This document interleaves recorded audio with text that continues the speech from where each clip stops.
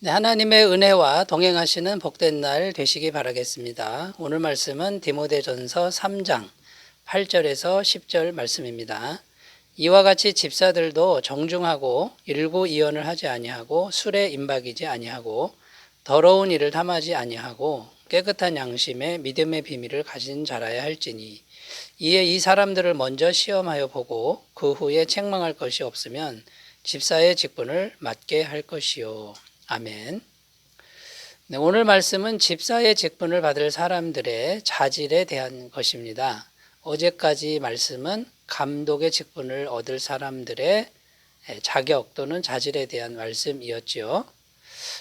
오늘은 집사의 직분에 대한 것인데 감독의 직분을 받을 사람들의 자질과 거의 같습니다. 대동소이하다라는 것이죠. 물론 교회에서 하는 일이 다릅니다. 감독의 직분을 받은 사람들은 교회를 다스리고 또 말씀을 전하는 그런 일을 하는 것이고요.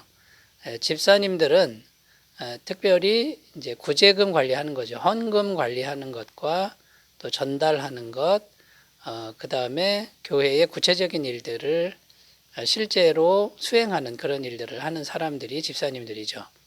하지만 감독이나 집사나 똑같이 교회의 직분자이기 때문에 신앙에 있어서는 같아야 된다라는 겁니다. 하는 일이 다를 뿐 신앙은 같아야 된다라는 것이죠. 그래서 이제 오늘 말씀 집사님들의 자질에 대해서 이제 살펴보겠는데요. 감독의 자질과 겹치는 부분이 많습니다. 그래서 같은 부분은 생략하고 집사님들에게 특별히 강조되는 몇 가지 부분이 있습니다. 그 강조점과 차이점 이것을 살펴보면서 오늘은 은혜를 나누도록 하겠습니다. 자, 첫 번째 중요한 게 뭐냐면 더러운 일을 탐하지 않아야 한다 이렇게 말하고 있습니다. 그러니까 더러운 이익, 물질에 관련된 것이죠. 8절 말씀에 이와 같이 집사들도 정중하고 일구이연을 하지 아니하고 술에 임박이지 아니하고 더러운 일을 탐하지 아니하고 여기 특별히 이제 강조해야 될 부분이 더러운 이익을 탐하지 않아야 된다. 이제 이런 내용이 강조가 되는데 왜냐하면은 실제적으로 구제금 그리고 교회 헌금을 관리하고 전달하고 집행하는 일을 하기 때문에 이 이익을 자꾸 생각하는 사람들이 돈을 관리하면은 반드시 문제가 생길 수밖에 없다라는 것이죠. 감독의 자질에 대한 말씀이 3절에 나오는데 이 3절에 보면 감독들도 돈을 사랑하지 않아야 된다 이렇게 가르치고 있습니다. 그러니까 여러분 이 물질 부분에 있어서 깨끗하고 투명한 사람들이 교회의 직분자가 되어야 된다라는 것을 이제 말씀하고 있다라는 것이죠. 자, 돈 관리하는 사람들은 항상 위험이 도사리고 있다라는 것입니다. 일단 돈을 관리하게 되면 이제 많은 사람들이 그 돈 관리하는 사람들을 하나의 권세자로 보게 된다라는 겁니다. 그 돈을 관리하니까 자기 돈은 아니지만 그 돈을 나눠주고 집행하는 것이 하나의 권세가 될 수 있다라는 것이죠. 그러니까 계급이 생긴다라는 의미가 되고요.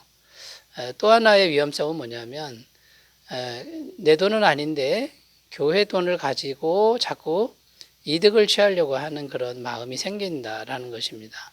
그리고 하나님의 돈을 내 맘대로 사용하고 싶은 유혹이 항상 있다라는 것이죠. 그래서 더러운 일을 탐하지 아니해야 되는 그 이유가 뭐냐면 이런 것으로부터 깨끗하게 자기를 관리할 줄 아는 그런 사람을 집사로 세워야 된다라는 것입니다. 자, 돈에 대해서 깨끗한 마음이 확립되지 않으면 어떤 일이 생길까요? 디모데전서 6장 10절에 보면 돈을 사랑함이 일만하게 뿌리가 되나니 이것을 탐내는 자들은 미혹을 받아 믿음에서 떠나 많은 근심으로써 자기를 찔렀도다. 이게 마음 중심에 돈을 사랑하는 마음이 있으면 그게 모든 일만하게 뿌리가 된다 이렇게 말씀하고 있고요. 미혹을 자꾸 받다가 믿음에서 떠나게 된다라는 겁니다. 예수님의 12제자 중에 가롯 유다가 이 돈을 맡은 자였습니다. 결국은 예수님을 돈 받고 팔아먹고 그다음에 돈을 훔쳐갔다, 성경에 그렇게 기록하죠. 결국은 믿음에서 떠나서 비참한 결말을 맺었다라는 것입니다. 자, 이렇게 계속 가다 보면 교회의 정체성과 순수성이 자꾸만 변질된다라는 것이죠. 여러분, 영적으로 돈이 마음 중심에 있는 상태를 우상숭배라고 합니다. 이 돈신이 있는데요. 구약 성경에는 바알신 또는 만몬신이라고 합니다. 그러니까 하나님을 제쳐놓고 이 물질을 섬기는 이런 것이 우상숭배가 되는 거고요.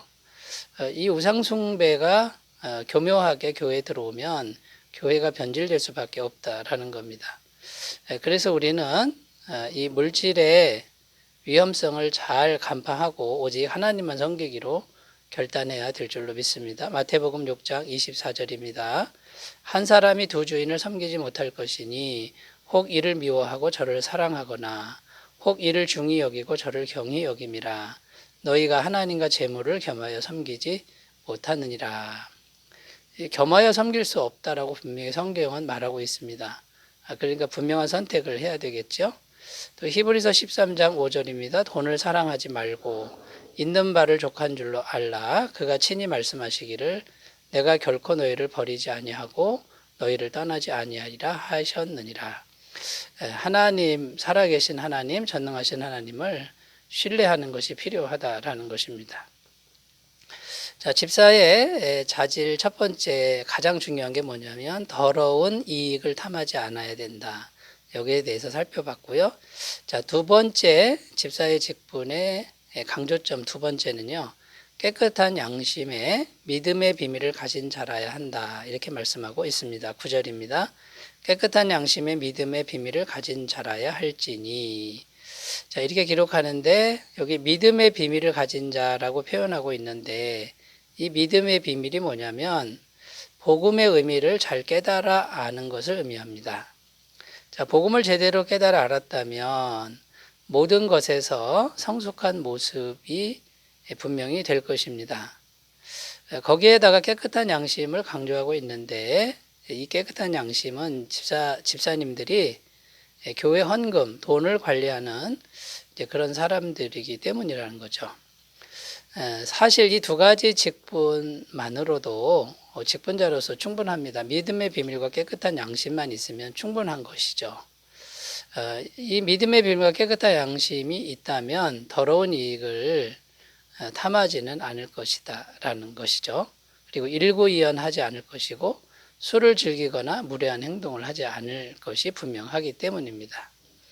자, 그런데 여러분 오늘날 교회에서 직분자를 세우는 조건들을 보면 이렇게 믿음의 비밀과 깨끗한 양심 이것보다는 세상적인 기준으로 직분자를 세우는 경향이 있는 것을 보게 됩니다. 가진 것이 많거나 학벌이나 명예 이런 것을 기준으로 자꾸 교회 중직자를 세운다라는 것이죠. 자, 그렇게 되면은 세상적으로는 훌륭한데 영적으로 성숙하지 않으니까 결국 교회 지도자를 그렇게 세우니까 결국은 교회가 세속화될 수밖에 없다라는 것이죠. 그러므로 여러분 우리가 교회 직분자를 세우는 조건을 분명히 했으면 좋겠는데 사도행전 6장 3절에 보면 이렇게 기록합니다. 형제들아 너희 가운데서 성령과 지혜가 충만하여 칭찬받는 사람 7을 택하라. 우리가 이 일을 그들에게 맡기고. 여기 보면 딱 두 가지 조건입니다. 성령과 지혜가 충만하여 칭찬받는 사람이면 된다라고 말씀하고 있습니다. 여러분 성령과 지혜가 있는 것이 검증이 되어야 되는 것이죠. 세상적인 기준이 아니라는 겁니다. 그리고 이 현실적인 부분은 그러면 어떻게 감당합니까? 성경은 분명히 약속합니다. 빌립보서 4장 19절 나의 하나님이 그리스도 예수 안에서 영광 가운데 그 풍성한 대로 너희 모든 쓸 것을 채우시리라. 여러분 현실적인 부분을 하나님이 채우신다는 그런 믿음만 있으면 우리가 세상적 기준으로 가지 않게 될 줄로 믿습니다. 자, 두 번째까지 살펴봤고요. 이제 집사의 직분을 가진 사람들의 자질 세 번째는요. 어떤 거냐면 반드시 신앙적 기준으로 시험하는 과정을 거쳐야 된다. 이렇게 말씀하고 있습니다. 10절입니다. 이에 이 사람들이 먼저 시험하여 보고 그 후에 책망할 것이 없으면 집사의 직분을 맡게 할 것이요. 반드시 시험을 해보고 검증을 거친 상태에서 집사의 직분을 맡기라. 이런 내용입니다. 시험에 보고할 때 이 시험은 금을 재련하는 그런 과정을 말합니다. 여러분 금을 재련할 때 7번이나, 이 7번은 숫자적인 7번도 되지만 깨끗한 금이 나올 때까지 계속 연단하는 과정을 말합니다. 그러니까 집사님을 그냥 세우면 안 되고 이 신앙적 기준으로 반드시 여러 번 연단을 하고 시험하는 과정을 거쳐서 사람을 검증한 다음에 세우라. 이제 그런 의미가 되는 것이죠. 자, 그래서 이제 교회에서는 기본적으로 신앙적인 기준을 마련하는데 어떤 기준이 필요하냐면요. 주일 예배 출석하는 거, 헌금 생활하는 거, 대인 관계라든가 가정 생활, 그다음에 봉사 활동을 잘하고 있는지, 성경 공부 잘 참여하고 있는지 이런 것들이 있어야 자료가 있어야 이제 집사의 직분의 후보로 올리는 것이죠. 그 다음에 반드시 교회가 기도해야 된다라고 성경은 말하고 있습니다. 그래야 성령님이 역사한다라는 것이죠. 사도행전 13장 2절 3절입니다. 주를 섬겨 금식할 때 성령이 이르시되 내가 불러 시키는 일을 위하여 바나바와 사울을 따로 세우라 하시니 이에 금식하며 기도하고 두 사람에게 안수하여 보내니라.